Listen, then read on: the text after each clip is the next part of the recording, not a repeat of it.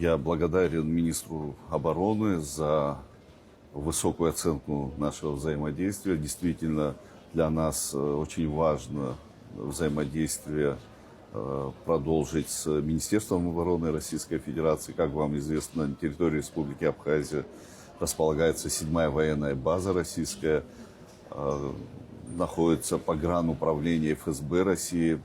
Безусловно, нахождение этих подразделений на территории Абхазии – это дополнительная возможность сохранения мира и стабильности на территории Абхазии. Народ Абхазии высоко ценит и благодарит руководство Российской Федерации за принятое решение. И мы постоянно находимся в контактах с этими подразделениями, находящимися на территории Республики Абхазия.